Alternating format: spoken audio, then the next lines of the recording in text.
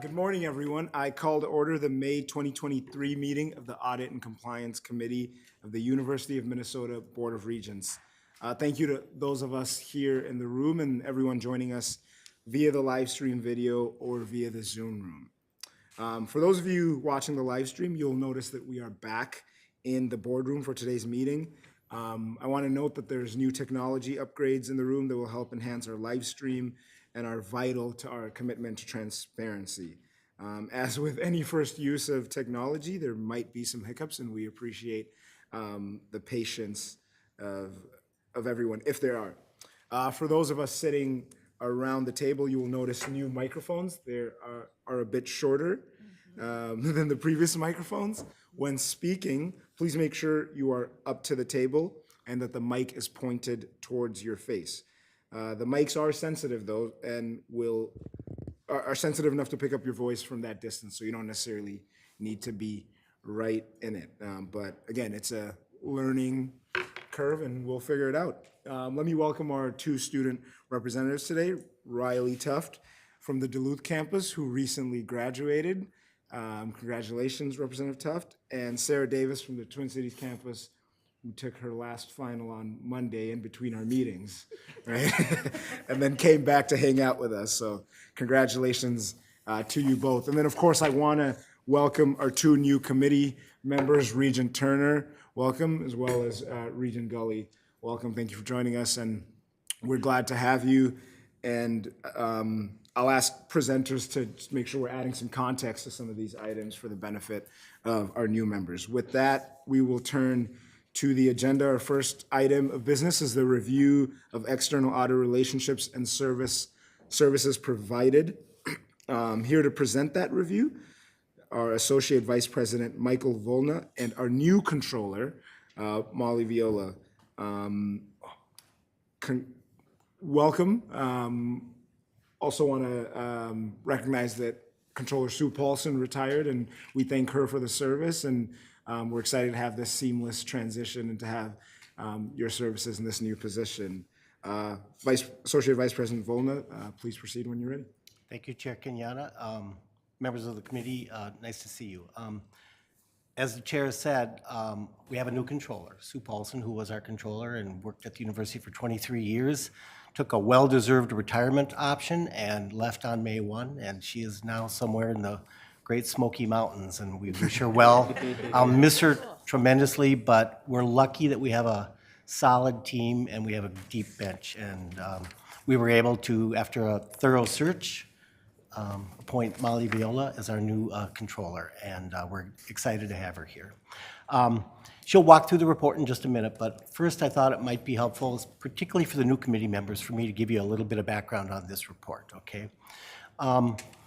Way back about 20 years ago, there was an incident called Enron that created quite a bit of pain and turmoil on many levels. And as a result of Enron, Congress got involved in corporate governance and passed a law called the Sarbanes-Oxley Act. And when the act was passed and came out, the university had to look at it and determine if in fact if it applied to us.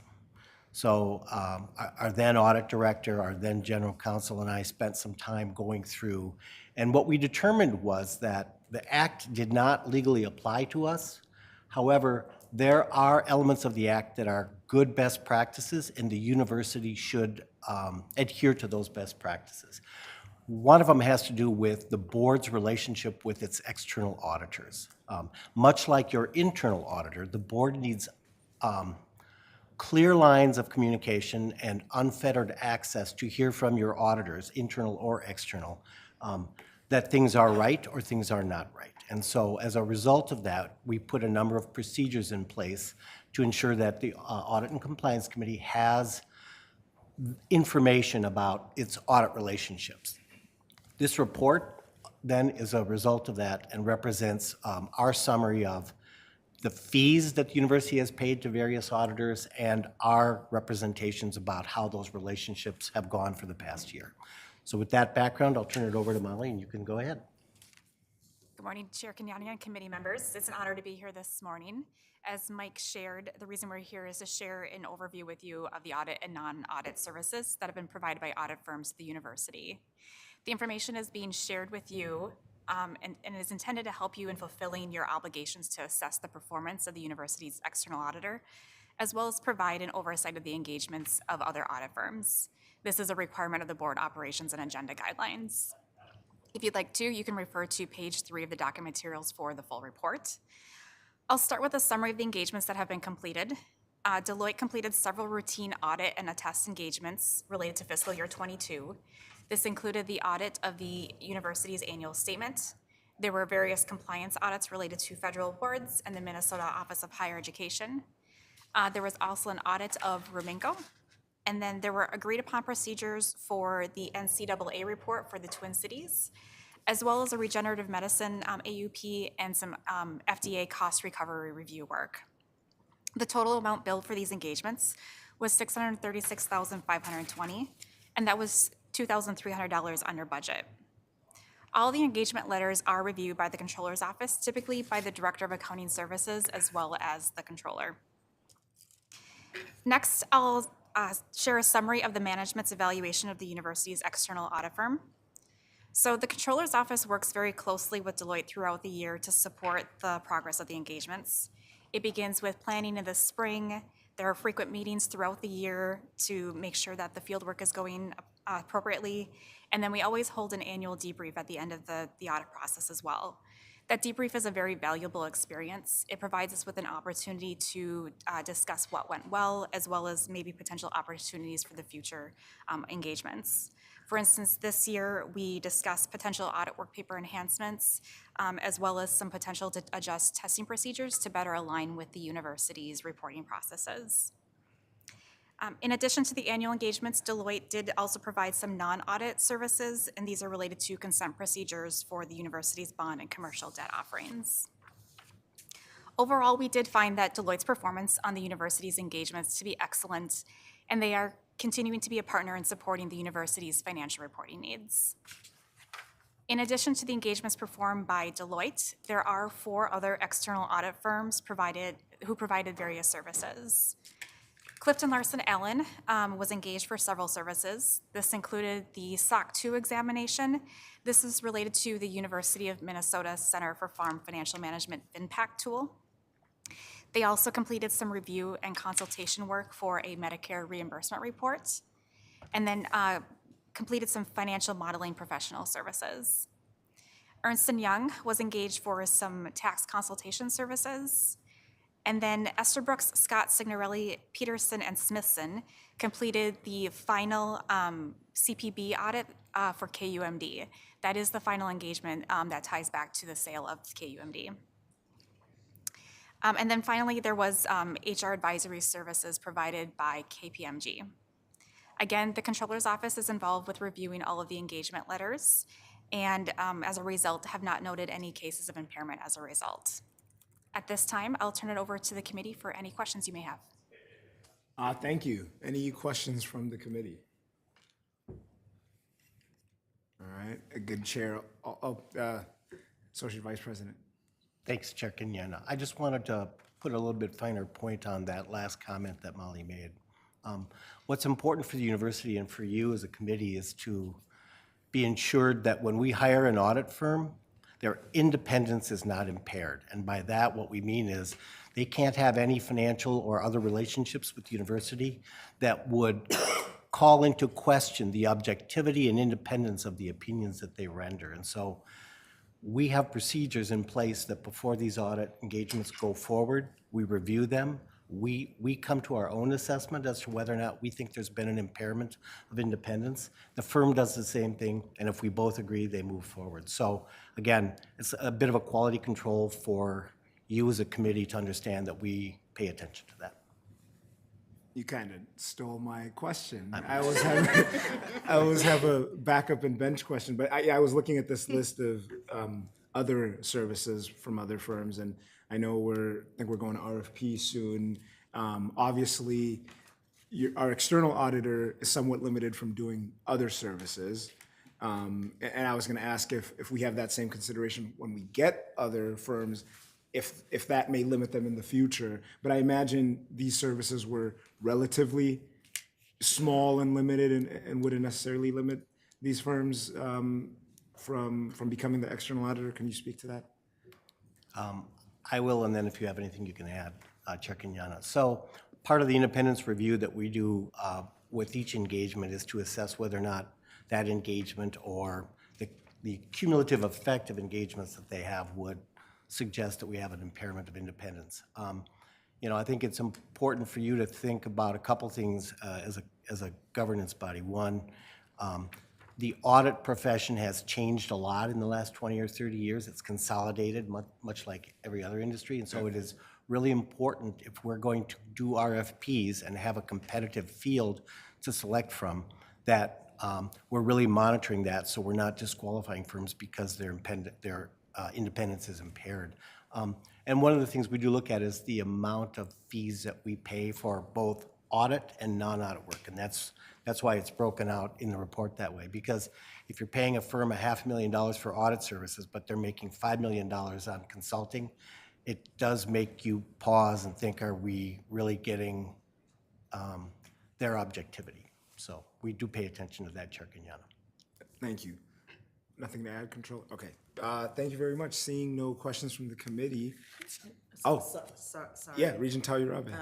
This isn't necessarily about the specific report. Regent Talurabe, can you point the microphone? Forgot to There you go. Point the mic. Yes, Thank you, thank Chair Kenyana.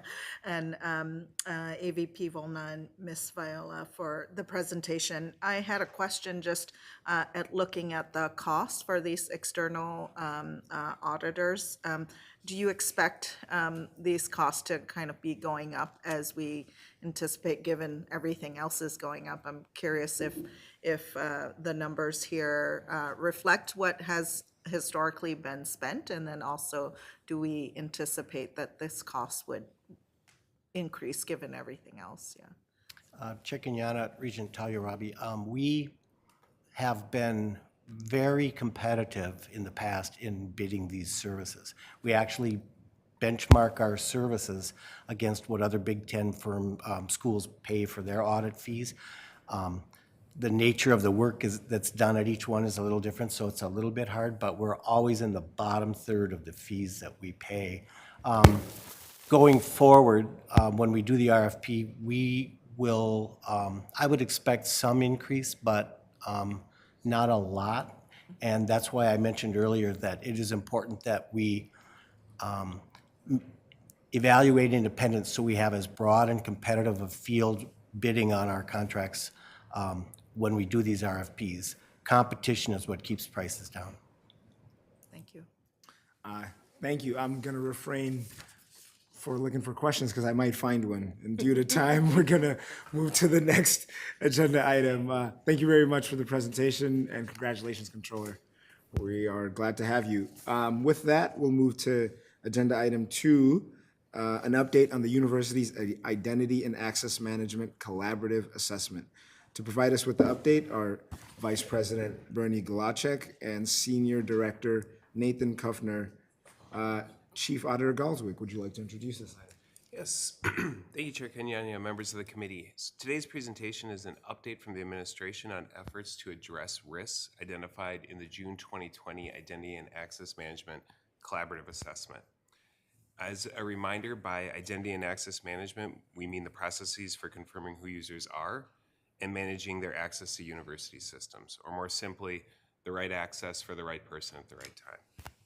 Before I turn it over to Vice President Galacek and Senior Director Kuffner, I want to briefly remind the committee of the nature of this atypical audit approach and the agreed upon follow-up procedures. Could you forward the slide? Thank you. So the collaborative assessment is a non-standard audit assurance approach that we first piloted in fiscal year 2020. The purpose of the approach is to review a broad university process where internal audit and management already agree there's a high level of risk. So it doesn't make sense for us to do our standard walkthroughs, testing, et cetera, to confirm that. Instead, we focus on working with management to jointly assess the risk and potential mitigation strategies. Given the breadth and the expected extended timelines for the remediation. The committee previously agreed that follow-up on risk remediation would be handled through periodic updates instead of through our normal follow-up process that most of you are familiar with, 3 times a year. This presentation, the written management updates that we provide to you 3 times a year, are in alignment with that commitment on follow-up. In addition to these updates, Internal Audit also plans to conduct an assessment. A little audio issue. We plan to exactly. We plan to conduct an assessment once the administration reaches their defined final status, which they will detail later in this presentation. Bring the next slide. Thank you. So I'm not going to go through all of these 25 components. They are detailed in the original report that we provided to the committee. But I just want to highlight that 16 of the 25 components of identity and access management and internal audit agreed had a high level of residual risk at the end of this review. So with that, Chair Kenyanya, I'll turn it over to Vice President Galachek and Senior Director Kuffner to provide their update. Vice President Galachek. Chair Kenyanya, members of the committee, it's a delight to be here with you this morning. The last 2 annual updates that we've provided have been virtual, so I can't tell you how thrilled I am that we're able to be here to actually be with you to provide this update.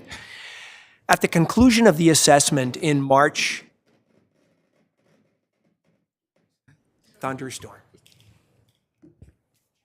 If you start talking, he'll come back. Okay.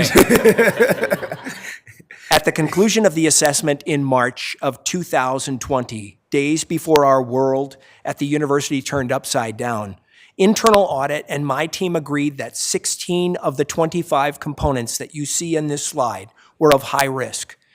The high-risk components were prioritized, and a project plan had been developed and agreed upon. These risk components were categorized into strategic and operational activities, and they ran the gamut, as you can see. As I noted in the original report transmitted to you at the time, and have stated in annual updates to you, this multi-year effort involves multiple management functions and the modernization of several business processes across the institution that are, in some cases, 30 years old. At the time, I asserted that the solutions mitigating the high-risk items from the assessment would come from the areas of people, process, and technology. This is not just a technology solution. A team staffed with people who were focused on the work that is needed to occur in this function, business process modernization that provide access to systems and data, and the technologies that enable both people and process to serve the institution's needs. Done well, committee members, mitigating the components that were identified in this assessment will both improve service delivery and the university's risk profile. The result was a project plan that you were shown in this committee meeting in June of 2020. This plan was based on programmatic categories of work with associated swim lines that summarized the activities that were to be undertaken by technologists and business units as they began their work. This original plan was originally intended to prioritize the process components of the program. This process modernization was envisioned to be, and as we've learned since then, the most complicated and lengthy part of the program. As I mentioned previously, the practices that have been in use to provide access to systems and data have been in place for nearly 30 years and have aligned to values and policy that in many ways date back to 1994. As we all know, the COVID pandemic, coupled with its unexpected duration, directly impacted the sequencing of the work in this work plan. Our colleagues in the Office of Human Resources, the Provost's Office, and Student Administration, along with technologists, were managing new modalities of teaching, learning, and work, and reacting to rapidly changing dynamics of the pandemic by managing circumstances that were previously not experienced at this university. As a result, the program was forced to creatively reorder the components of the initial program timeline.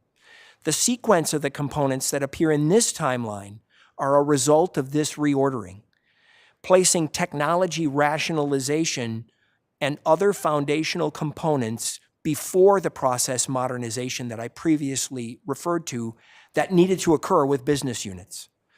Context matters, and I spent time on this context because I think it's important to your governance role, to our new student representatives and our new regents to understand the adaptation that was needed to occur to get to this point.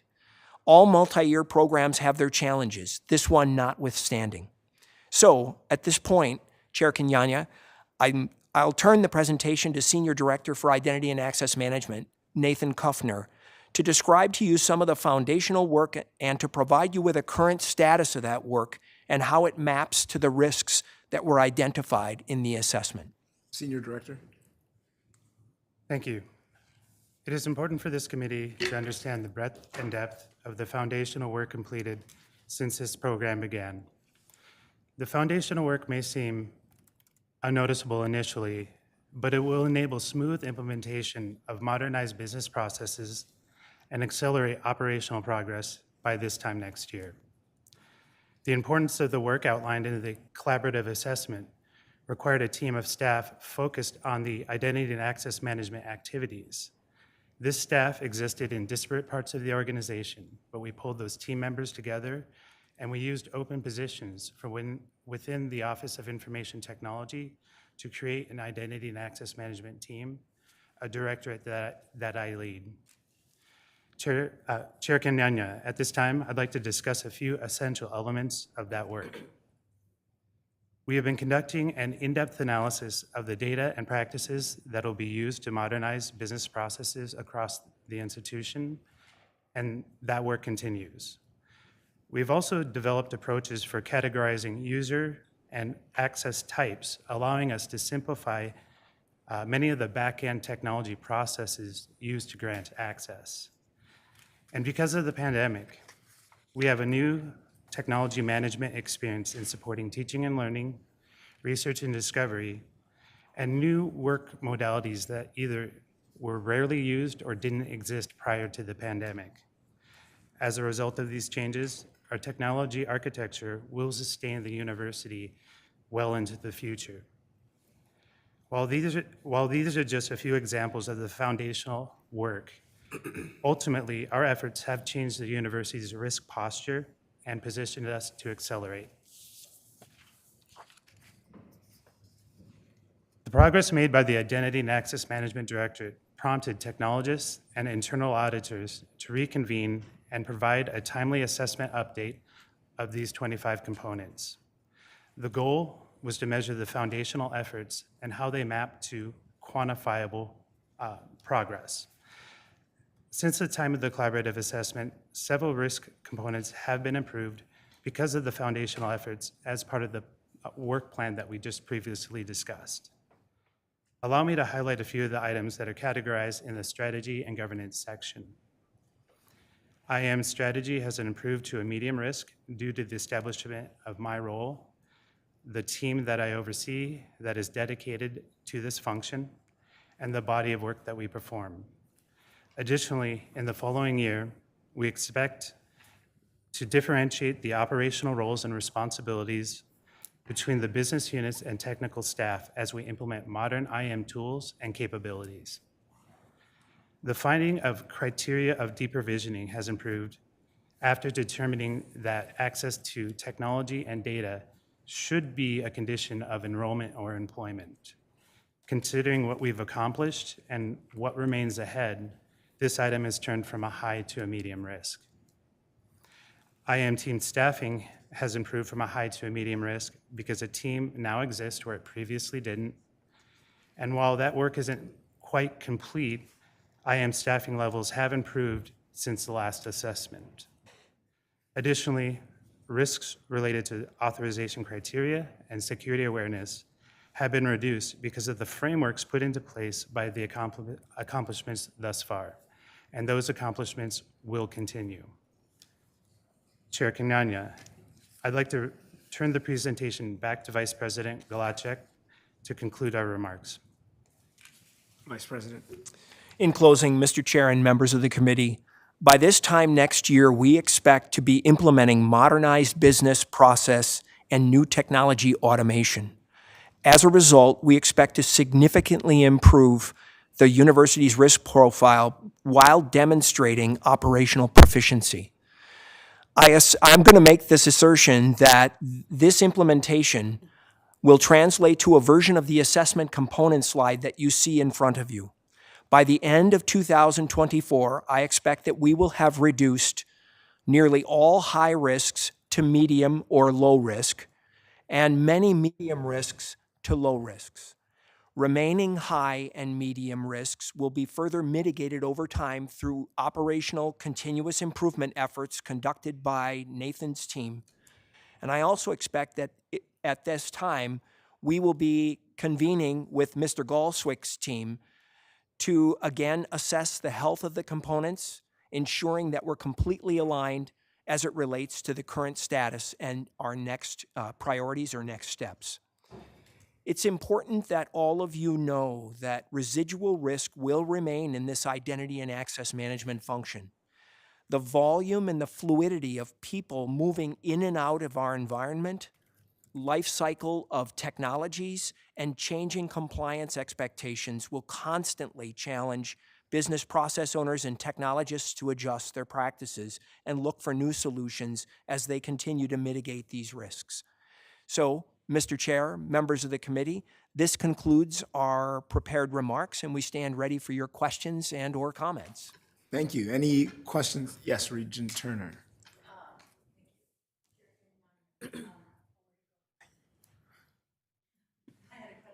Can we bring the slide back up, the previous slide? Yeah.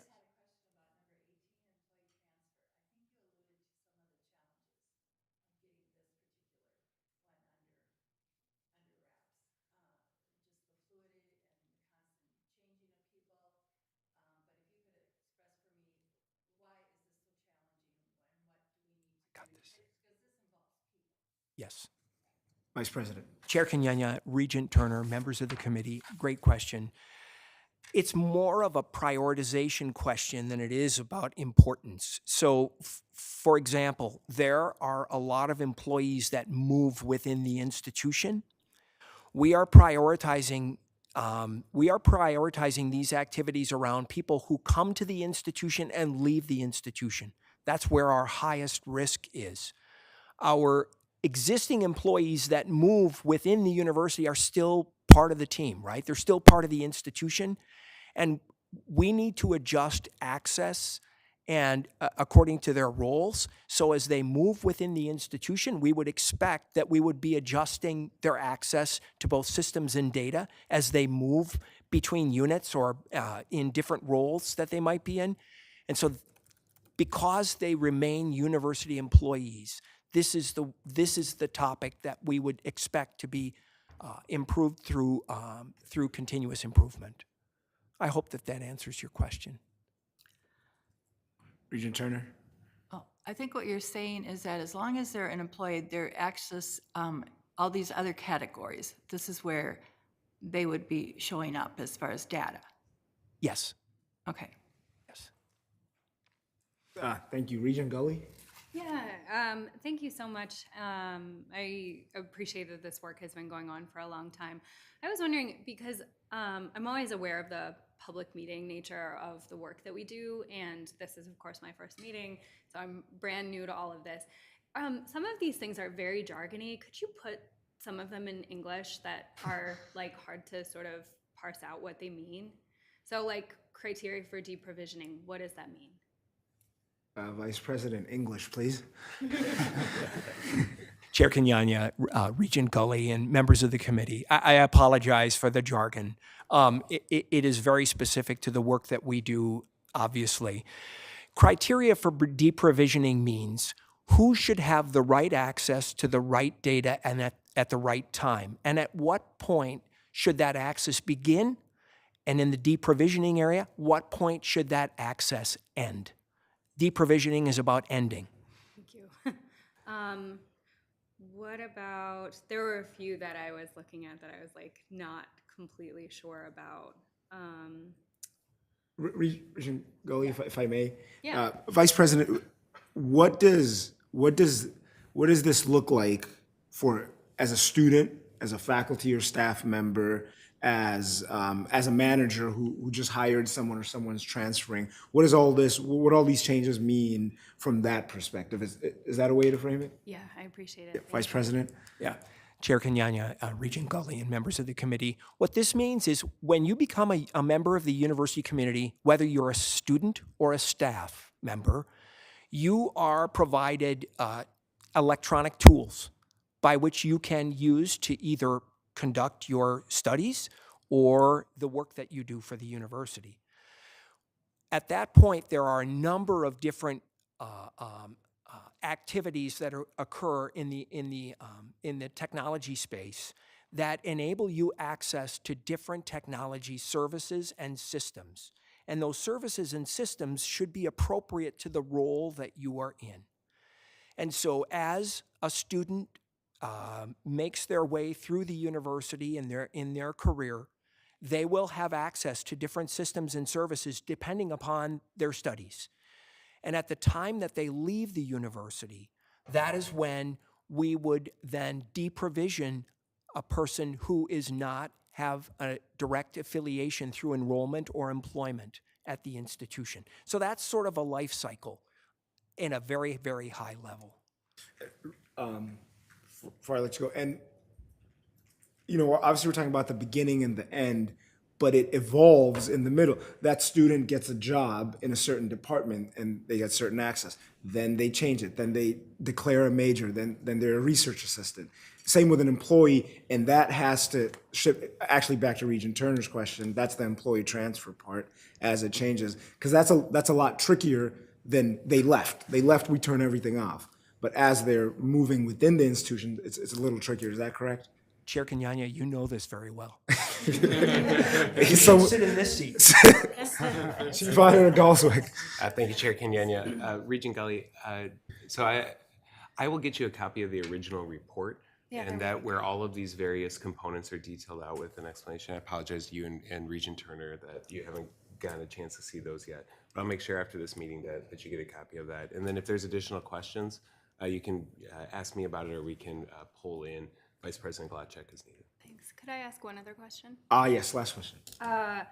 So I think I'd heard rumors about things like ending email access, for example. So I know I have been, I've been part of the university since 2008 in lots of different, 2006, in different roles as a student and then as in different employment roles and things. Are we changing the way that we allow people to have access to this stuff over time? Vice President, briefly. Chair Kenyanya, Regent Gully, members of the committee, yes, we are changing that expectation. We are changing the expectation and practice to one where it is conditional upon your enrollment or your employment at the university. Okay. And I think we can discuss that more later because that's an evolving topic, but good question. Out of interest of time, we will move to the next agenda item. Thank you very much, Vice President and Senior Director. Thank you. Thank you.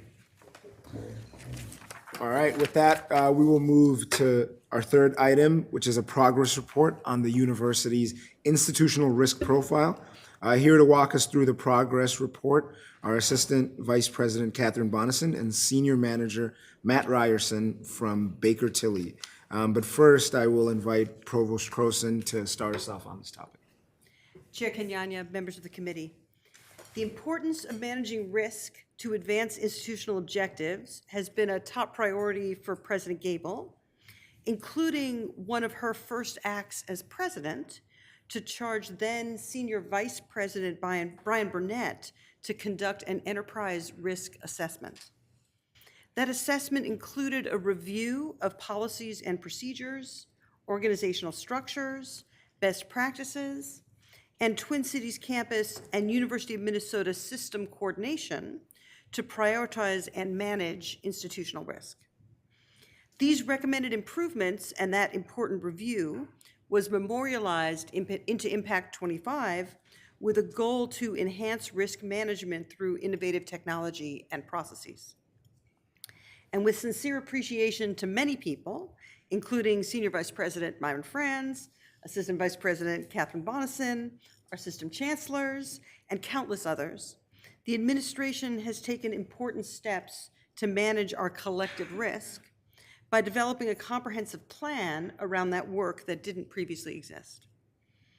As part of our charge from Impact 2025, we developed an enterprise risk management plan in December 2021 and built it out over the next year. We updated you on this progress on 3 occasions: in December 2021 during the Finance and Operations Committee, and in follow-ups during the May 22 and February 23 Audit and Compliance Committee meetings. Members of the committee, we're proud of the way our ERM plan has brought together members of our university system to assess the university's risk management framework, to benchmark against peers with highly regarded ERM programs and processes, and to make recommendations for comprehensive program, including around ERM structure and workflow. With the help of and sincere appreciation for Baker Tilly, who were selected through a competitive RFP process, there is much to share today and to be proud of as a university around these important efforts. And with that, I will turn it over to the team to continue the presentation. Thank you, Mr. Chair. Yep, thank you. AVP Bonison. Thank you. Thank you, Provost Croson. Thank you, committee, for allowing us time to speak today. And along with me on the screen is Matt Rierson from Baker Tilly, which I'll turn over to him after a few introductory slides. So thank you for the opportunity. So quick agenda, and much of it is what the provost went through, as we're here just to re-anchor sort of the conversation around the ERM program and what we're putting into place and the progress we've made. But the majority of our time today will be on the update to the risk profile for the institution, which is what Matt will go through, how we collected that data, who he was able to speak to, the involvement, the engagement, and sort of what those results and next steps will look like. So in the interest of time, I won't go through this in great detail. Much of it our provost went through, but as a reminder, this was part of Impact 2025 to establish an ERM program. We've had the pleasure to come to the Audits Committee a few times and discuss this, so thank you again for having us back and continuing the conversation. We developed a proposal through a work group in 2022 around next steps for ERM for the university. We issued the RFP. We were delighted to have Baker Tilly join us in this work. We've looked at organizational homing of this program and where it would best make sense in this broad university system that we have, which we'll talk about in the next slide, and then alignment of all the good risk management work, such as you heard from Vice President Galachek and others, that there's a lot of risk mitigation work going on. The ERM program will pull all that together in a more strategic way. So a lot of good work going on. We're just trying to map it all together through ERM. So just briefly, organizationally, what has occurred over the last 6 months. So originally, my team was University Health and Safety, and we are all things health and safety. So emergency management and radiation safety and biological safety and all those good things.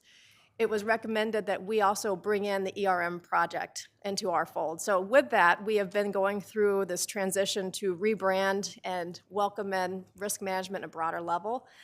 And effective April 24th, we are Health, Safety, and Risk Management, so HSRM. We're trying to make that roll off our tongues. We haven't quite figured it out. Sometimes if you call our front line, we're like, we're not sure who we are, but we are here to help you.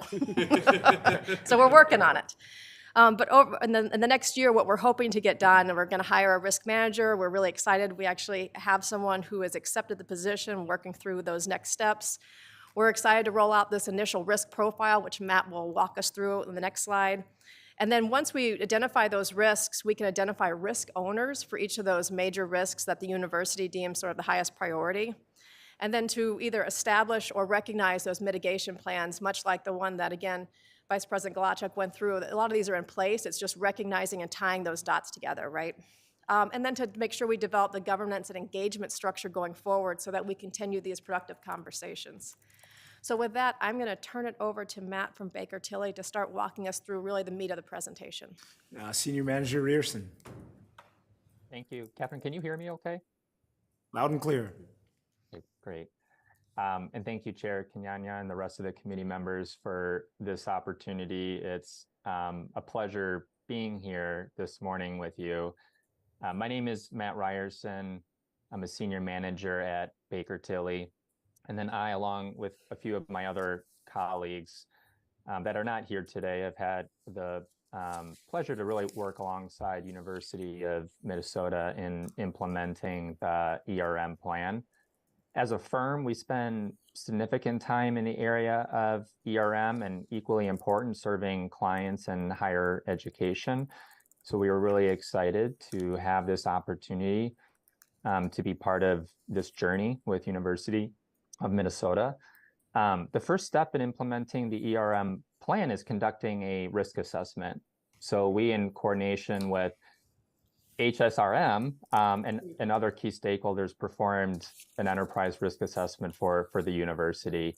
And so the objective of that assessment, again, is just to identify and evaluate individual inherent risks and the interrelatedness between those risks.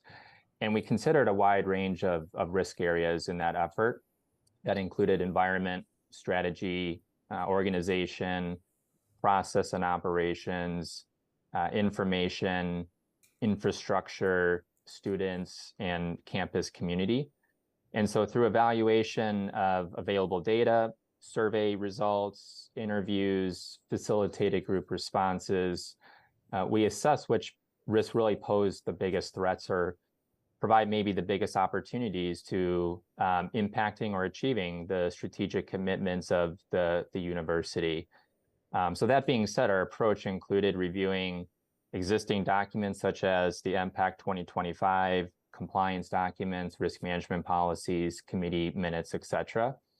As Catherine had mentioned, we administered a survey questionnaire online to about 68 individuals across administration and faculty, utilizing a standard risk framework for higher education. And that was an important step in the assessment to solicit input from a broad group of individuals across the system that had some baseline knowledge about the area of their responsibility, areas of risk that they know very well. That completion rate for the survey, about 71%, is actually considered very, very good. So we were really happy to see the level of engagement by participants in the survey.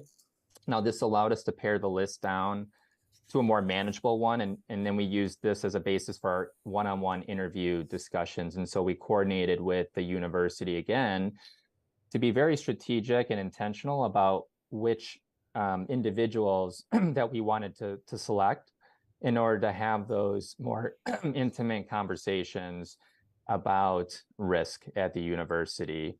And so we interviewed about 16 individuals across various functions, including faculty, to just gather more risk knowledge and identify potential risk events. And then the last step, which is to be completed, it hasn't been done yet, but this is an important step. And this is to perform our online workshop that's attended by key stakeholders and other participants that possess institutional knowledge. And the objective of that, again, is to have people in a room to help us clarify differences in perspectives about maybe how we've initially prioritized these risks, to maybe surface any insensitivities or previously unrecognized issues, and really to, again, bring people together to build a consensus on what we think the most critical risks are going to be for the university in order to move forward in the next phase of ERM, using very predefined financial, operational, and reputational criteria. But again, using business strategy as the frame of reference. And so on the next slide, we included the following high priority risk areas. Now, this is really the raw data from the survey. It doesn't take into consideration the input from that group facilitated workshop that we will look to convene later this month. And these risks here do not necessarily represent current problems at the university. These are just risks that have the greatest impact to the achievement of the strategic objectives in the absence of any actions that management might be taking to either alter the risk's likelihood or its impact. And so a common question that we get is, how does this compare to other universities? And there's a lot of similarities, as we would expect, given that, most universities have a desire to promote student success, grow enrollment, retain students and faculty, be responsible stewards of resources. And again, no organization is immune to cyber threats as well.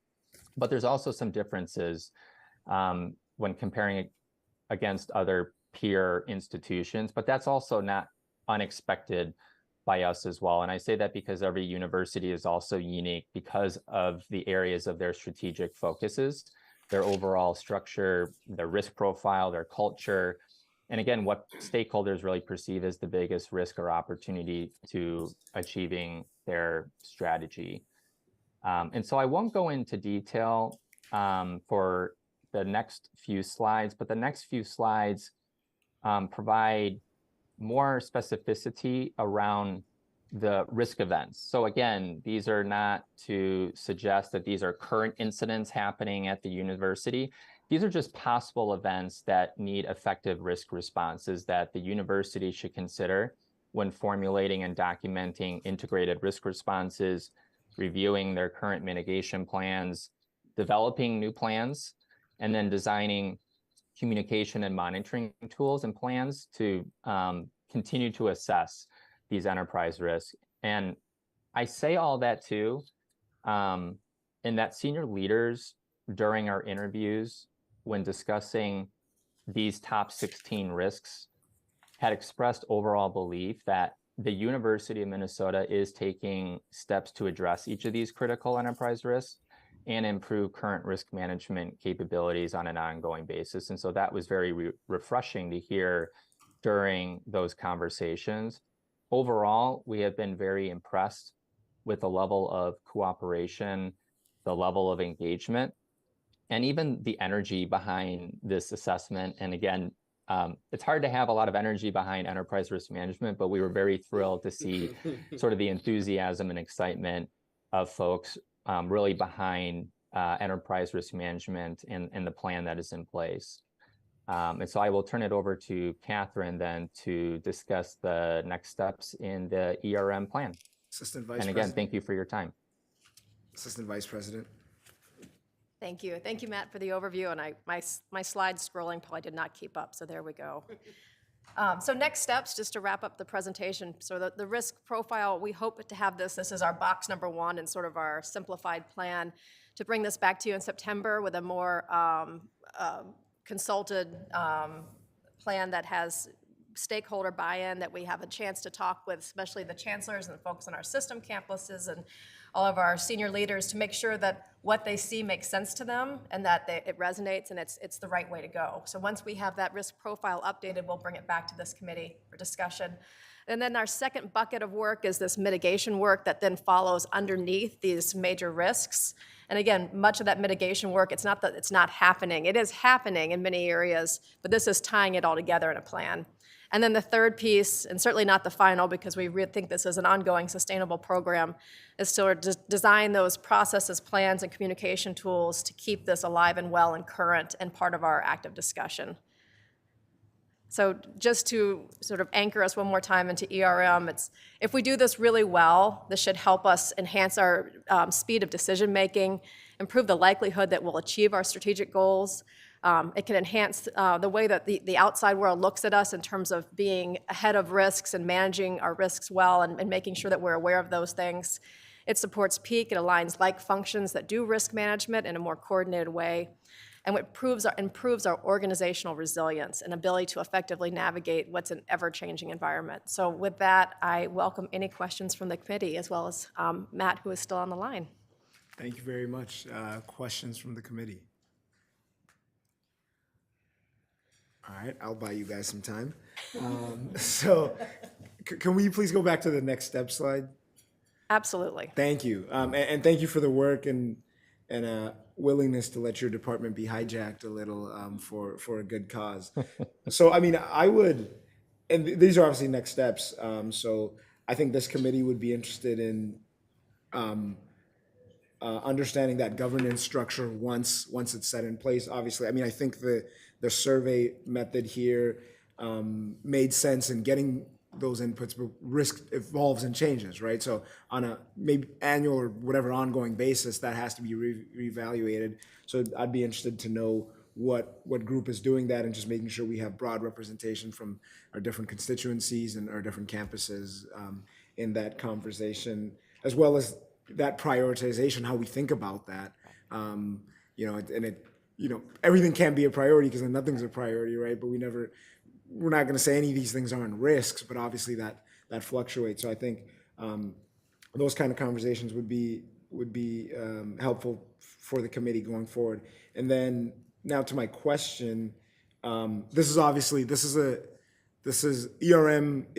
an administrative product. It's a product of the administration, but it's also something that the board, should be and wants to be thinking about.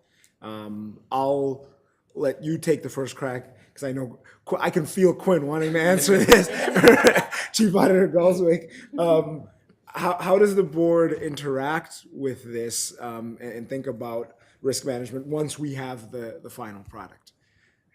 Thank you, Chair Kenyanya. It's a great question, and it is something I know that Chief Auditor Galswick has a lot of ideas on as well.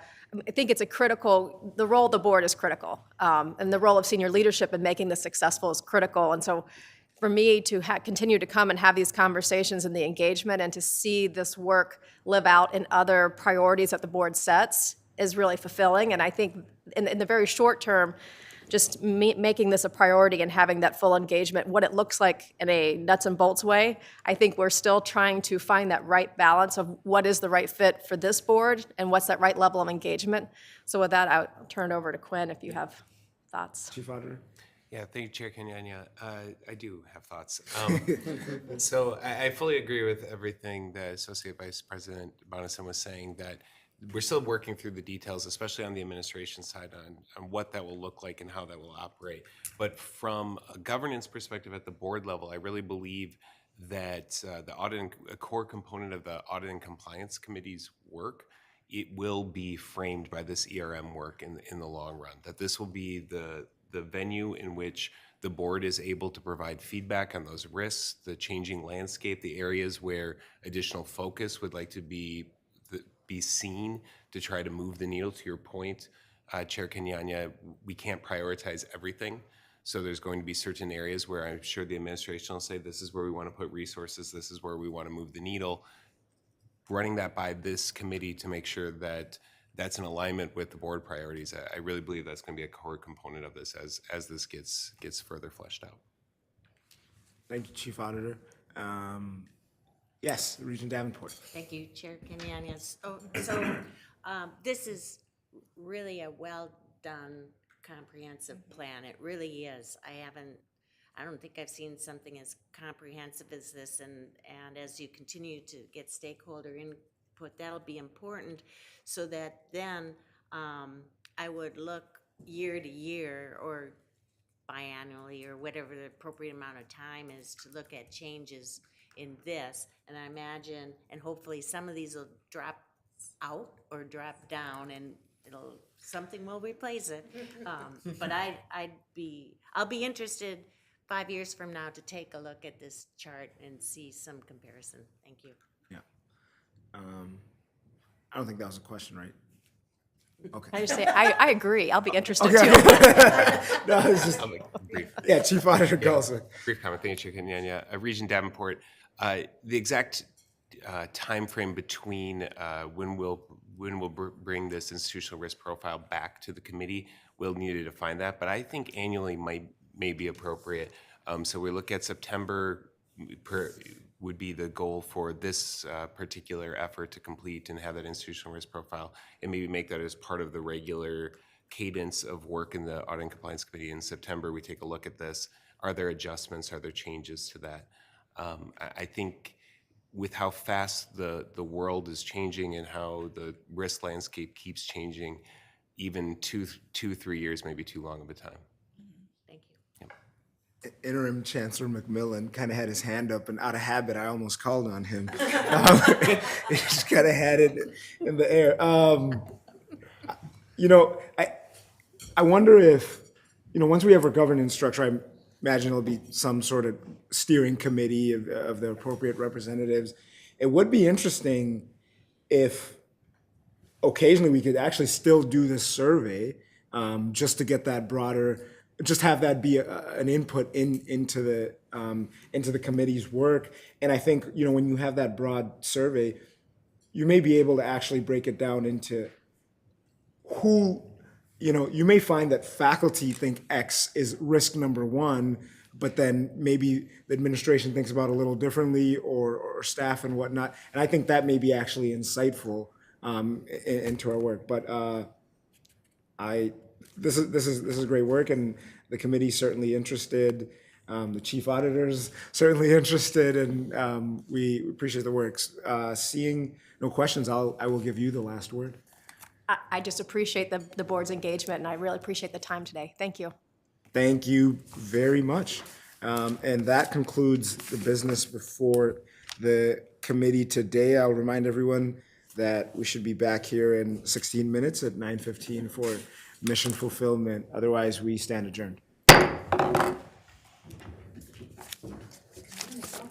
Thank you.